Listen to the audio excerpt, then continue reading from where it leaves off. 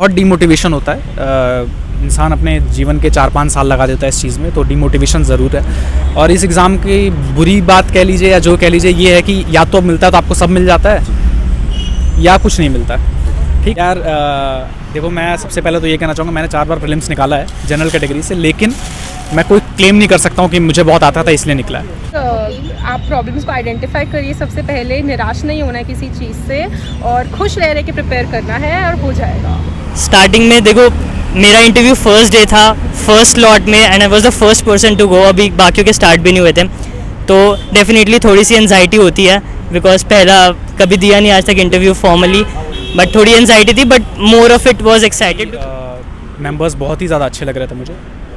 Sir क्या क्या questions पूछे गए थे डैफ वगैरह में, सर क्या था? मैंने अपने डैफ में मेंशन किया था कि मुझे मूवीज़ देखना पसंद है, तो फिल्मों से क्वेश्चन पूछे थे। मैम ने पूछा था कि फिल्मों से, मैम ने ये क्वेश्चन पूछा कि ऐसी किसी भी फिल्म का नाम बताओ जो कि तुमको पसंद है। फिर उस पर से सवाल थोड़े बहुत आए और इन्वायरमेंट पे सवाल पूछा सर ने अचानक, जो कि मुझे पता नहीं था। सर ने कहा कि तुम इन्वायरमेंट को बचाने के लिए क्या करते हो।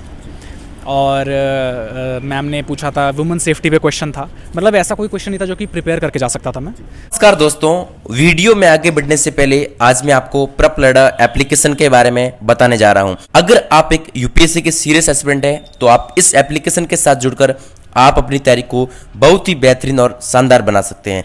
दोस्तों, इस एप्लीकेशन पर मिलता है आपको question bank, video lecture, test, NCERT notes, prep summary, prep notes, UPSC से रिलेटेड सारा मटेरियल्स आपको मिल जाएगा।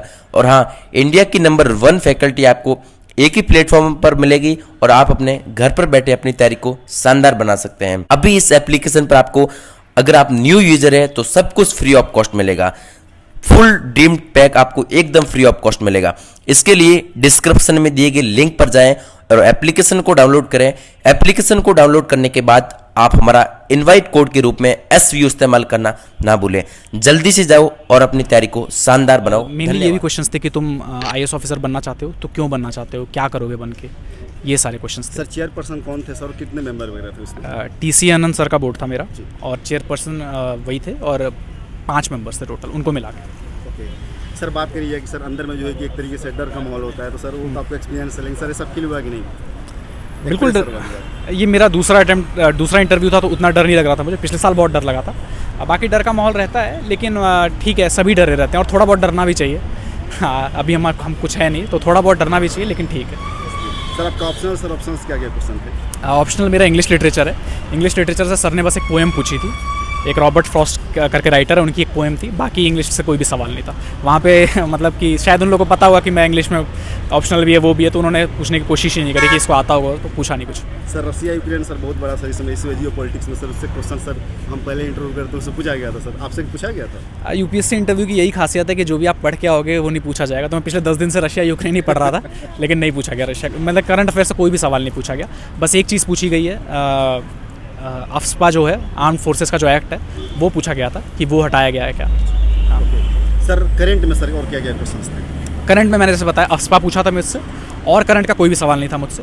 वुमेन सेफ्टी पे 1-2 सवाल थे कि आप कैसे करोगे, और मेनली मेरे से इस तरह के क्वेश्चन थे कि अब मैं IAS बन के क्या करना चाहूँगा। ये कंडीशनल क्वेश्चन था? कंडीशनल क्वेश्चन थे। इसका क्या रिस्पॉन्ड था आपको? ये क्वेश्चंस बहुत मतलब कम टाइम में बहुत मुश्किल हो जाते हैं। जैसे मुझसे बोला कि वुमेन सेफ्टी के लिए आप एक प्लान बनाओ कैसे अपने ज़िले में पूरा, तो मैंने जवाब तो दिया। बस यही क्वेश्चन ज़्यादा थोड़ा मुश्किल लगा मुझे, क्योंकि मैंने जवाब दिया, फिर मैम ने मुझसे ये कहने लगे कि जो कि मैं मिस कर दी मैंने चीज़, कि मैम ने कहा कि एक ज़िले में तो गांव भी आएंगे, गांव के लिए आप क्या करना चाहोगे, ये चीज़ें थी। तो सर आपका रिस्पॉन्ड क्या था उस पर? गाँव के लिए मैंने यही कहा कि गाँव में अलग तरीके के इशूज़ होते हैं। दहेज प्रथा बहुत ज़्यादा है, डोमेस्टिक वायलेंस है घरों में, और पब्लिक प्लेसेस पे औरतों को बहुत दिक्कत होती है। तो इस तरह से मैंने जवाब दिया। सर एथिकल क्वेश्चंस की बात करिए सर, कुछ क्वेश्चन थे एथिकल क्वेश्चन, जैसे मैंने बताया, एथिकल क्वेश्चन इसी तरीके के थे कि आप अपने पर्यावरण के लिए आप क्या करते हो। दुनिया को तो बहुत कुछ करना है, लेकिन आप क्या कर रहे हो। और पर्यावरण से रिलेटेड था, और जैसे मैंने बताया महिला सुरक्षा से रिलेटेड था, और ये भी कि एक IAS ऑफिसर बन के आप ऐसा क्या करोगे जो कोई और नहीं कर रहा है। ओके सर, ओवरऑल बात करिए तो सर किस पे ज़्यादा मतलब इम्पैक्ट था, कहाँ से क्वेश्चन ज़्यादा पूछे गए? क्वेश्चन मेनली मेरा इंटरव्यू इस तरीके से था कि वो ये जानना चाह रहे थे कि मैं बनना क्यों चाहता हूँ, अगर मैं बन के करूँगा क्या, इस पे ज़्यादा फोकस थे। मतलब वो कोई भी टॉपिक ला रहे थे तो वो इस तरीके से ला रहे थे कि आप क्या करोगे इसमें, हाँ। सर पटांग क्वेश्चन ही पूछे जाते हैं, वो बताते हैं लोग, पटांग पूछ देते हैं कि अचानक से ब्लैंक हो जाना। सर ऐसे कोई क्वेश्चन सर से पूछेंगे? इस तरह का इस बार तो मुझसे ऐसा कोई सवाल नहीं पूछा गया था। अच्छा, पिछली बार पूछे गए? पिछली बार बहुत सर, सारे क्या पूछे था गए थे। पिछली बार इस तरह से पूछे गए थे कि जैसे कि नोबेल प्राइज़ है तो भारत नोबेल प्राइज़ क्यों नहीं जीतता है। हाँ। तो अब ये क्वेश्चन मतलब कोई पढ़ नहीं सकता, नहीं जीतता तो मतलब इसमें कैसे अचानक से बनाना। और दूसरा ये था इस तरह का कि आप भारत की सबसे बड़ी एक ही समस्या बताओ और एक ही समाधान बताओ, दूसरा समाधान नहीं बताना, एक ही सबसे बड़ी समस्या का एक समाधान बताओ। तो इस तरह के क्वेश्चन थोड़ा बाउंसर टाइप के होते हैं। ओके सर, अब 4 अटेम्प्ट सर, चौथी अटेम्प्ट सर, अब दूसरी बार इंटरव्यू देना सर एक प्रेशर हुआ होगा सर, कहीं ना कहीं डिमोटिवेशन सर आता होगा सर, उसको कैसे फील करते हैं, उसको कैसे फेस करते हैं सर? बिल्कुल बहुत डिमोटिवेशन होता है। इंसान अपने जीवन के 4-5 साल लगा देता है इस चीज़ में, तो डिमोटिवेशन ज़रूर है। और इस एग्ज़ाम की बुरी बात कह लीजिए या जो कह लीजिए ये है कि या तो मिलता है तो आपको सब मिल जाता है या कुछ नहीं मिलता है। ठीक है, अगर आप सेलेक्ट हो गए तो आपको सब मिल गया, अगर आप सेलेक्ट नहीं हुए तो आप कितना भी ज्ञान लेकर आप कुछ नहीं कर पाओगे, आपको फिर कुछ और करना पड़ेगा अपने जीवन में। तो इस चीज़ का प्रेशर हमेशा रहता है कि अगर नहीं हुआ तो क्या करूँगा। जी ओके सर, 5 जून को सर फिर से सर प्रीलिम्स होने जा रहा है सर, जो भी एस्पिरेंट आपको सुन रहे हैं सर, इतने वेटरन है आप, उनके लिए सर क्या कहना चाहेंगे, उनके मैसेज क्या देना चाहेंगे? यार देखो, मैं सबसे पहले तो ये कहना चाहूँगा, मैंने 4 बार प्रीलिम्स निकाला है जनरल कैटेगरी से, लेकिन मैं कोई क्लेम नहीं कर सकता हूँ कि मुझे बहुत आता था इसलिए निकला है। Prelims except mains, prelims interview दोनों काफ़ी किस्मत की बात है। आप क्या कर सकते हो, अपनी तरफ से जो बेसिक बुक है वो सभी पढ़ते हैं, आप बस बेसिक बुक पढ़ो, प्रैक्टिस करो, क्वेश्चंस जितने क्वेश्चंस लगाओगे वो ज़्यादा बेटर है, क्योंकि बार बार किताब पढ़ने से कोई मतलब है नहीं, आपको याद आ ही जाएगा अगर आपने कभी भी पढ़ा होगा तो। दूसरा, प्रीलिम्स के लिए सबसे ज़्यादा इंपॉर्टेंट है आपको एलिमिनेशन टेक्निक सीखनी पड़ेगी, आप कैसे एलिमिनेट करते हो। वो आप इस इंटरव्यू से या कहीं पढ़ के भी नहीं सीख सकते हो, वो आप प्रैक्टिस कर करके ही सीखोगे कि क्या मुझे एलिमिनेट करना है, कौन सा ऑप्शन मैं इसमें से नहीं होगा। वो अब एक लेवल आ जाता है कि आपको फीलिंग से ही समझ में आ जाता है कि यार ये तो नहीं हो सकता, ये वाला तो हटा देते हैं। तो ये मेन है कि एलिमिनेशन टेक्निक, प्रीलिम्स आपका निकल जाएगा इसी टेक्निक से। Okay sir, last question sir आपसे, एस्पिरेंट जो भी आपको सुनेंगे सर, 2 शब्द क्या कहना चाहेंगे? यार मैं यही कहना चाहूँगा कि हर साल देखो, एक पॉजिटिव चीज़ बोलूँगा, एक नेगेटिव चीज़। पॉजिटिव चीज़ ये है कि सपना बहुत बड़ा है, तो मेहनत भी आपको करनी पड़ेगी और करते ही हैं। मैं मेहनत की बात ज़्यादा इसलिए नहीं करता हूँ क्योंकि हर बच्चा बहुत मेहनत करता है। और नेगेटिव चीज़ ये है कि यार सोच समझ के इस करियर में आना, क्योंकि हर साल सीटें बहुत कम होते जा रही हैं। इस साल 712 सीट है, ऐसा तो नहीं है कि भारत में सिर्फ 712 लोग ही मेहनत कर रहे हैं, कम से कम कुछ नहीं तो अगर हम प्रैक्टिकली भी सोचें तो 70,000 लोग तो ऐसे ही होंगे जो दिन रात लगा देते हैं। तो अपनी कंडीशन को देखते हुए, अपनी फैमिली को ये सब देखते हुए इस फील्ड में आइए। मैं ये एडवाइस करूँगा कि अगर आप कोई सिक्योर कर लो जॉब कोई, उसके बाद इसकी तैयारी करो। आप टीचिंग की जॉब कर लो, कोई SSC की जॉब कर लो, तो मेरी नज़र में वो बेटर है, क्योंकि वो चीज़ मैं अपने में मिसिंग देखता हूँ। जो आज मेरे अंदर कॉन्फिडेंस कमी आई, मुझे थोड़ा डर लगता है, वो इस कारण से क्योंकि मेरे पास कोई जॉब नहीं है ना। चौथा अटेम्प्ट आ गया, हो सकता है अगले 2 अटेम्प्ट में भी ना हो, कुछ कह नहीं सकते। Thank you so much sir कि आपने बहुत ही कीमती समय दिया। Thank you. ईश्वर से प्रार्थना कर, दुआ करते हैं कि आप सिलेक्ट हो, आपसे प्रॉपर इंटरव्यू करने का मौका मिले। बिल्कुल सर सबसे पहले आपका नाम और एजुकेशनल बैकग्राउंड के बारे में बताइए। Sir my name is Vinay Juneja and educational background मैंने 5 ईयर का इंटीग्रेटेड लॉ कोर्स किया है, BLLB। ओके सर, आज बात करिए कौन सा अटेम्प्ट था आपका?